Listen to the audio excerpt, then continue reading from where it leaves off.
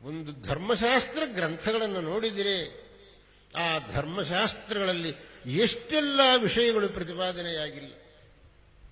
ಈಗಿನ ಕಾಲದಲ್ಲಿ ಬಹುಮಂದಿ ಹೇಳ್ತಾರೆ, ಸ್ವಾಮಿ ಹಿಂದಿನಂತೆ ಧರ್ಮಗಳನ್ನು ಆಚರಣೆ ಮಾಡೋದಕ್ಕಾಗುವುದಿಲ್ಲ, ಕಾಲ ಬದಲಾಗಿದೆ. ಆವಾಗ ಎಲ್ಲರಿಗೂ ಬೇಕಾದಷ್ಟು ಸಮಯ ಇರ್ತಿತ್ತು, ಬೆಳಗ್ಗಿಂದ ಸಂಜೆವರೆಗೂ ಪೂಜೆ ಮಾಡ್ತಾ ಇದ್ರು. ನಾವು ಬೆಳಗ್ಗೆ 8 ಗಂಟೆ ಆಯಿತು ಅಂತಂದರೆ ಆಫೀಸಿಗೆ ಓಡಬೇಕು, ಅವರಂತೆ ನೀವು ಮಾಡಿ ಅಂತಂದ್ರೆ ನಮ್ಮ ಕೈಲಿ ಹೇಗಾಗುತ್ತೆ ಅಂತ ಬಹುಮಂದಿ ಪ್ರಶ್ನೆ ಕೇಳ್ತಾರೆ. ಅದಕ್ಕೋಸ್ಕರವಾಗಿ ತಾವು ಈಗಿನ ಕಾಲಕ್ಕೆ ತಕ್ಕಂತೆ ಒಂದು ಧರ್ಮಶಾಸ್ತ್ರವನ್ನು ಮಾಡಿಕೊಡಿ, ತಾವು ಮಾಡಿಕೊಟ್ಟರೆ ಅದಕ್ಕೆ ಬೆಲೆ ಇರುತ್ತದೆ ಅಂತ ನಾನು ಹೇಳಿದೆ.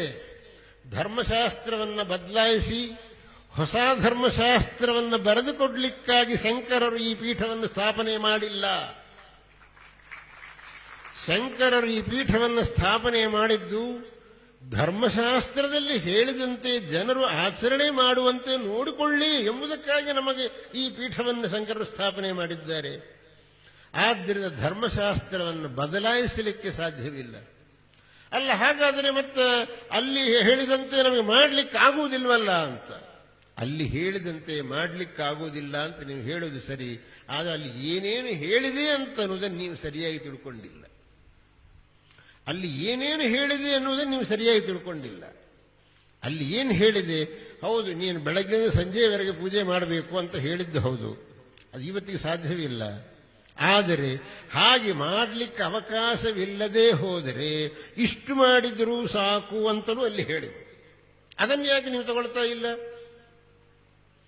1000 ಗಾಯತ್ರಿ ಜಪ ಮಾಡಿ, ನಮಗೆ ಅವಕಾಶವಿಲ್ಲ, 108 ಗಾಯತ್ರಿ ಮಾಡಿದರೂ ಸಾಕು ಅಂತಲೂ ಹೇಳಿದೆ. ಶಾಸ್ತ್ರದಲ್ಲಿ ಮುಖ್ಯ ಕಲ್ಪ ಅನುಕಲ್ಪ ಅಂತ ಹೇಳಿದೆ. ಮುಖ್ಯ ಕಲ್ಪ 1008 ಗಾಯತ್ರಿ ಮಾಡಬೇಕು, ಅನುಕಲ್ಪ 108 ಗಾಯತ್ರಿ ಮಾಡಿ. ಅದು ಸಾಧ್ಯವಿಲ್ಲದೆ ಹೋದರೆ 32 ಗಾಯತ್ರಿ ಮಾಡಿ. ನೀವು ಕೇಳ್ತಿರುವುದೇನು ಅಂತಂದರೆ ಸಂಧ್ಯಾ ವಂದನೆ ಬಿಟ್ಟು ಬಿಡುವುದಕ್ಕೆ ಏನಾದರೂ ಅವಕಾಶವಿದೆಯಾ ಅಂತ ನೀವು ಕೇಳ್ತಾ ಇದ್ದೀರಿ. ಅದಕ್ಕೆ ಅವಕಾಶವಿಲ್ಲ ಅಂತ ನಾನು ಹೇಳ್ತಾ ಇದ್ದೆ.